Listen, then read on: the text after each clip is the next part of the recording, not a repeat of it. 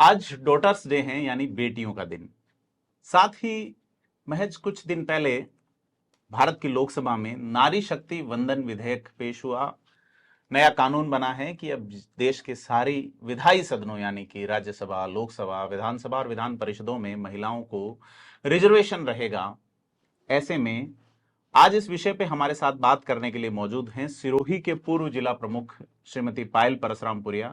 स्वागत है पायल जी आपका हमारे स्टूडियो में। बहुत बहुत बहुत बहुत धन्यवाद, आभार। तो आज हम बात करेंगे ये जो नारी शक्ति वंदन विधेयक है उस मुद्दे पे, और सिरोही जिला जो कि काफी पिछड़ा जिला माना जाता है।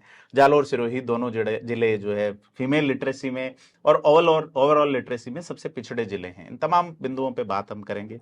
तो सबसे पहले आप क्या सोचते हैं इस बिल को लेके जो मोदी सरकार लेके आई है? देखिए, जो मोदी जी ने जो ऐतिहासिक कदम महिलाओं को राजनीतिक क्षेत्र में आगे बढ़ाने के लिए उठाया है, ये अभूतपूर्व कदम है और ये जन्मों तक, सदियों तक याद रखा जाने वाला है। इससे महिलाओं को बहुत संबल मिलेगा। आज वो राजनीतिक क्षेत्र में नीति निर्माण में भी आगे आ पाई हैं। इससे बहुत खुशी की लहर है महिलाओं में। क्या लगता है कि आपके जो पाली जालोर सिरोही जैसा पिछड़ा जिला का इलाका है, मारवाड़ गोडवाड़ जिसको कहते हैं, लेजिस्लेशन में महिला जनप्रतिनिधित्व, जैसे तारा भंडारी सिरोही की विधायक रही, जी, वो राजस्थान के विधायी सदन की उपाध्यक्ष भी रही, अब वो वैक्यूम क्यों खड़ा हो गया वापस?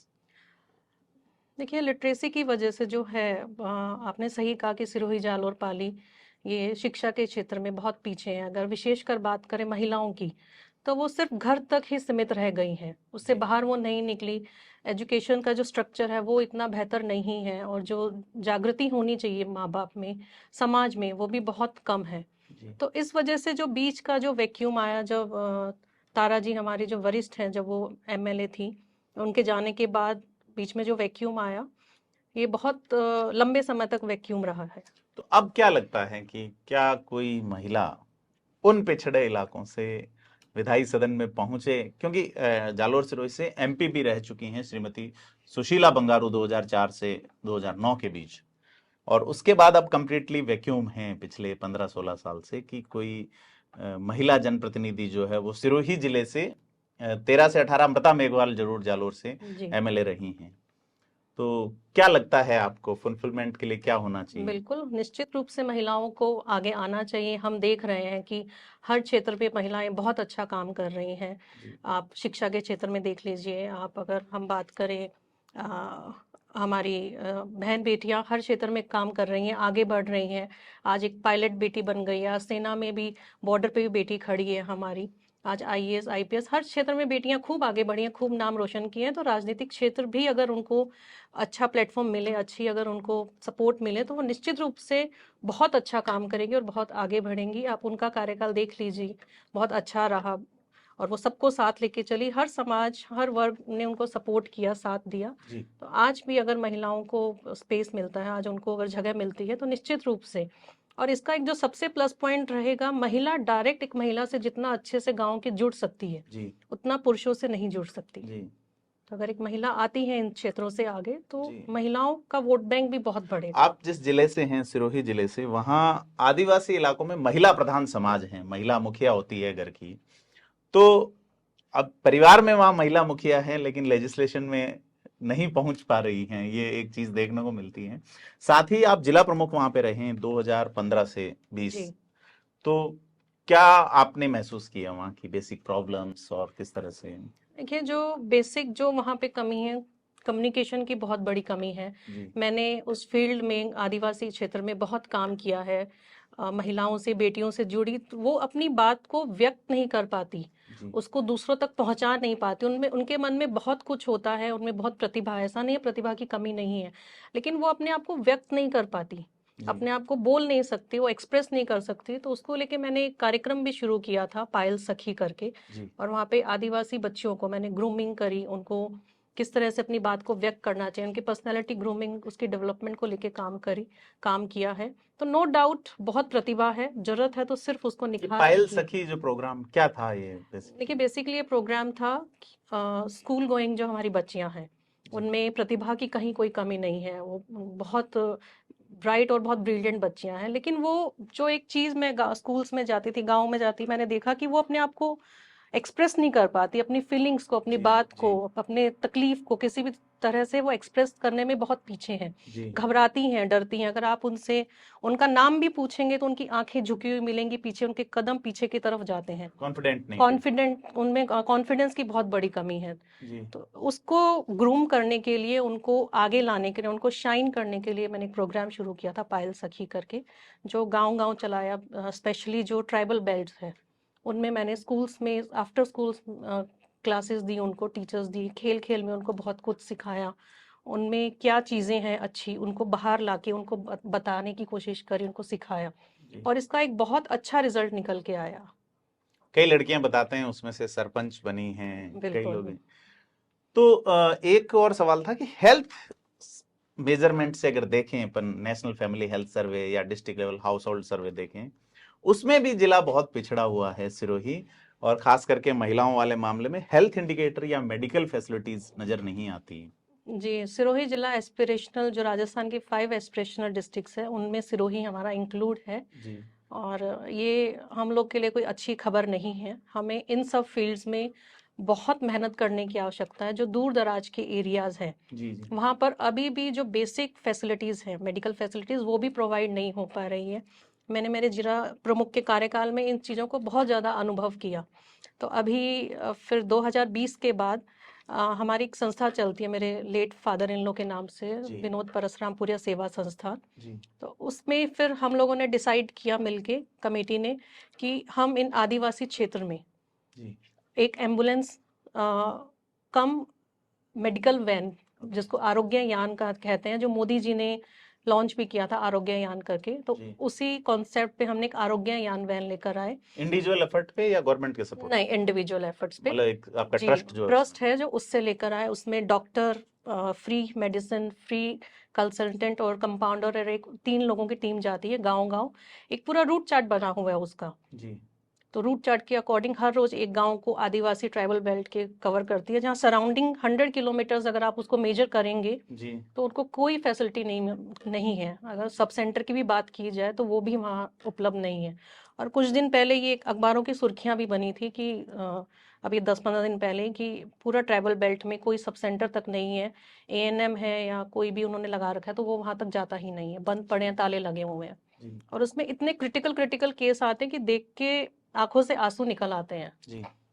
तो आपका जो ये मोबाइल वैन कम एक छोटा सा हॉस्पिटल जो रन जी, करता है सड़क से, कितने लोग इससे लाभान्वित हुए होंगे? देखिए ये हम लोगों ने 28 नवंबर 2022 को शुरू किया है, जी उसकी ओपनिंग करी है। टिल नाउ अभी तक जो अगस्त का जो डाटा है उसमें 11,000 हम लोगों ने कंप्लीट कर लिया है। जी मतलब 11,000 लोगों का रूटीन चेकअप हुआ है उसमें अभी तक।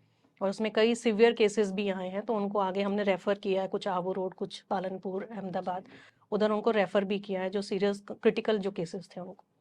तो बहुत ज्यादा जरूरत है हेल्थ और एजुकेशन सेक्टर में काम करने की, बिल्कुल, और महिला वोटर्स ज्यादा वोट करती हैं वहां पे, एक ये। डेफिनेटली 2019 का अगर आप लोकसभा का आप चार्ट उठा के देखें जी तो सिरोही में पुरुषों के मुकाबले महिलाओं का वोटिंग परसेंटेज बढ़ा है। जी जी। तो पार्टी आपकी काफी सक्रिय है, कल प्रधानमंत्री नरेंद्र मोदी की रैली है तो उस रैली में महिलाएं ही पूरा ऑर्गेनाइज कर रही बिल्कुल, हैं। डेफिनेटली ये हम मोदी जी को धन्यवाद ज्ञापित करने के लिए पार्टी ने निर्णय लिया है, क्योंकि जो ये बिल, जो 33% आरक्षण का, जो बहुत लंबे समय से अटका पड़ा था, जी जिसको सरकार ने आगे नहीं इनिशिएट किया, वो मोदी जी ने आते ही हमें, अगर आप देखें पिछले 5 साल में जब से मोदी जी आए हैं, उन्होंने संगठन में भी महिलाओं को बहुत आगे लाने की बात कही है। बूथ लेवल तक उनका एक निर्देश है ऊपर से कि इसमें महिला की टीम होनी चाहिए, जी कि महिलाओं को भी भागीदारी मिलनी चाहिए, महिलाएं आगे आनी चाहिए। और अभी जैसे कि बिल पास हो गया लोकसभा में और राज्यसभा में, और महिलाओं को 33% आरक्षण उन्होंने दिया है, तो उसका धन्यवाद ज्ञापित करने के लिए, नीति निर्माण में महिलाओं को बराबर की भागीदारी देने के लिए, कल मोदी जी का हम प्रदेश सरकार की तरफ एक से। दिन पहले कांग्रेस के मुखिया यहाँ थे, मल्लिकार्जुन खड़गे और राहुल गांधी। मल्लिकार्जुन खड़गे का कहना है कि कांग्रेस ने जितना मौका दिया है महिलाओं को, महिला अध्यक्ष पार्टी की, हालांकि उन्होंने सरोजनी नायडू का नाम लिया, लेकिन उनसे पहले श्रीमती एनी बेसेंट रह चुकी थी। लेकिन कांग्रेस में ये अवसर मिला है महिलाओं को, महिला प्रधानमंत्री, पहली महिला राष्ट्रपति, महिला लोकसभा अध्यक्ष। तो क्या, और उनका ये कहना है, इवन सोनिया गांधी भी अध्यक्ष रही हैं, और उनका ये कहना है कि महिला बिल हमारी देन है, नहीं, हमने। अगर देन होता तो 60 साल की राजनीति हो गई है जब कांग्रेस ऊपर राज कर रही थी सेंटर में। अगर लाना होता तो तभी वो उसको लेके आ चुके होते, तो नहीं लाए। तो सिर्फ बोलना और करने में बहुत फर्क होता है, दिन और रात का। जी और ठीक है, बोलने के लिए आप चुनावी मुद्दा बनाने के लिए करो, लेकिन मोदी जी का ये मानना है सिर्फ बोलना नहीं होता, वो करके दिखाते हैं चीजों को। जी आज राम मंदिर की बात ले लीजिए, आज 300 आप कश्मीर की 370 की धारा ले लीजिए, या ये महिला बिल आरक्षण ले लीजिए, जी अन्य अनेकों अनेकों बातें हैं जो उन्होंने करके दिखाई हैं, जी उन्होंने बात नहीं की है। जी। तो अपन आते हैं सिरोही पे। जैसे हमें अपने सोर्सेज से पता चला है, या आपकी जो एक्टिविटीज हैं, कि आप ट्राई कर रहे हैं इस बार सिरोही विधानसभा सीट से एज एन एमएलए। तो क्या लगता है आपको कि क्या इस बार पार्टी आपको मौका देगी? देखिए, किसको मौका देना है किसको नहीं देना, ये पार्टी तय करती है, और हम पार्टी की रीति नीति पे चलने वाले लोग हैं, जी क्योंकि भारतीय जनता पार्टी के हम कार्यकर्ता हैं, और आज से नहीं, बचपन से ही। हाँ, मैं ट्राई कर रही हूँ, ये बात गलत नहीं है, अपनी कोशिश, लोकतंत्र है, लोकतंत्र में सबको अधिकार है। और जो मेरा जिला प्रमुख का कार्यकाल रहा है 2015 से 20 में, आम जन बोलता है कि बहुत अच्छा रहा है, और कोई भी बिना दाग लगे हुए मेरा कार्यकाल बहुत अच्छा रहा है। आम जन का, कार्यकर्ताओं का, सबका सपोर्ट है, सबका साथ है, अगर देती है तो निश्चय। सिरोही की जो पॉलिटिक्स है वहाँ की, जो 2010 में आपके ससुर जो थे विनोद परशुरामपुरिया, बीजेपी के जिलाध्यक्ष रहे, जी वो जिला प्रमुख बनने वाले थे और क्रॉस वोटिंग हो गई। जी ऐसा कहा जाता है कि सिरोही कांग्रेस माइंड का जिला है, मतलब पुराने समय से। और विनोद परशुरामपुरिया वो व्यक्ति थे जिन्होंने बीजेपी के पैर जमाए वहां पे, और उसके बाद उस परंपरा को आप अपनी टीम के साथ आगे बढ़ाने की कोशिश कर पा रही हैं। कितनी सफल हैं ये अलग बात है, लेकिन वो एक कोशिश हुई, और उसके बाद 2015 में आप कैसे बन पाए, क्योंकि विरोध तो उस वक्त भी था। देखिए, 2010 में जब उन्होंने जिला प्रमुख का चुनाव फाइट किया, पहली बार भारतीय जनता पार्टी, पहली बार बोर्ड बना था। बोर्ड बना था, बहुमत लेकर आई, बोर्ड नहीं बना था, बहुमत से भारतीय जनता पार्टी विजयी हुई। तो फिर उसमें पार्टी ने डिसाइड किया और उनको जिला प्रमुख के लिए फाइट करवाया। तो कुछ कांग्रेस के वोट भी शिफ्ट हुए थे बीजेपी में। हाँ, बीजेपी का क्रॉस वोट हुआ, उसी वजह से वो हार गए, और कांग्रेस के चंदन सिंह देवड़ा जी हैं, वो जिला प्रमुख बन गए। एग्जैक्टली। फिर 2012 में उनका देहांत हो गया। उसके बाद 2015 में वापस जनरल सीट आई, तो पार्टी में और सभी कार्यकर्ताओं ने डिसाइड किया कि इनके घर में मौका देना चाहिए, क्योंकि जैसा आपने कहा कि उन्होंने सिरोही में भारतीय जनता पार्टी को खड़ा किया था, और अपना तन मन धन सब उन्होंने निछावर किया था वहाँ। जिला प्रमुख के नाते, एक महिला जिला प्रमुख के नाते, एक पिछड़े जिले में जहां अलग तरह की राजनीति है, कैसे चैलेंजेस फेस किए? नो डाउट चैलेंजेस थे, लेकिन सपोर्ट भी बहुत था, लोगों का बहुत प्यार था, बहुत भरोसा था। तो उसके आगे चैलेंजेस बहुत छोटे लगते थे। लोगों की उम्मीद, लोगों का विश्वास, लोगों का साथ इतना भरपूर था कि वो चैलेंजेस भी हंसते हंसते सब पार कर लिए, और सबको साथ लेके काम करने की हमेशा कोशिश करी है, और वही करती आ रही है। तो आज, जैसे हमने शुरुआत में कहा था कि आज डॉटर्स डे है, तो क्या संदेश देना चाहेंगी आप बेटियों को, चाहे वो लेजिस्लेशन में जाने की सोच रही हैं, चाहे वो एजुकेशन, या आपने जिसे पायल सखी वाले कार्यक्रम में बताया कि हम उनके आत्मविश्वास के लिए काम कर रहे हैं, हम अपने जो मोबाइल वैन है उसके माध्यम से उसके सेहत के लिए काम कर रहे थे, इन तमाम बिंदुओं को देखते हुए क्या मैसेज होना चाहिए? देखिए, जैसा कि कहा जाता है कि बेटा घर का चिराग होता है, उसी तरह बेटियां घर की रोशनी होती हैं, जी घर की खुशी होती हैं। और बेटियां किसी भी सेक्टर में बेटों से कहीं पे भी कम नहीं है, ना उनकी शक्ति कम है, ना उनका समर्पण कम है, बल्कि उनसे मैं ये कहूँ कि कहीं ज़्यादा उनका समर्पण होता है हर चीज़ में। जहाँ अगर वो जुट जाती हैं तो पूरे मन से जुटती हैं, पूरे मन से काम करती हैं। तो बस जो मेरी बच्चियां जो थोड़ा सा, या महिलाएं जो ये सोचती हैं कि हम पीछे हैं, या हम में कोई काबिलियत नहीं है, हम कुछ नहीं कर सकती, तो उनको बस मेरा यही संदेश है कि आप अपनी शक्ति को पहचानिए। जैसा कि मोदी जी ने कहा है कि माँ दुर्गा का स्वरूप बेटियां हैं, माँ लक्ष्मी का स्वरूप बेटियां, माँ सरस्वती का स्वरूप भी बेटियां हैं, माँ काली का स्वरूप भी बेटियां हैं। तो आप में इन सभी की शक्तियां का समावेश है। तो आप अपनी शक्तियों को पहचानिए, और अपनी फील्ड को, जिस भी फील्ड में आप जाना चाहती हैं, उसमें एकाग्रता से और पूरी एफर्ट से, पूरी मेहनत से आप उसमें जाइए, आप निश्चय ही सफल होंगी। और आज मेरी तरफ से मैं संपूर्ण बेटियों को मेरी तरफ से बधाई देती हूँ डॉटर्स डे की। Happy daughters day. तो ये हैं पायल परशुरामपुरिया जी, जिन्होंने हमारे साथ लंबी बातचीत की और साझा किए अपने अनुभव। साथ ही इन्होंने बेटियों को मैसेज दिया है उठ खड़े होने का, आगे बढ़ने का, आसमान छू लेने का। आप सबसे अपील है कि अगर आपने थिंक 360 को अब तक सब्सक्राइब नहीं किया तो सब्सक्राइब जरूर करें। धन्यवाद।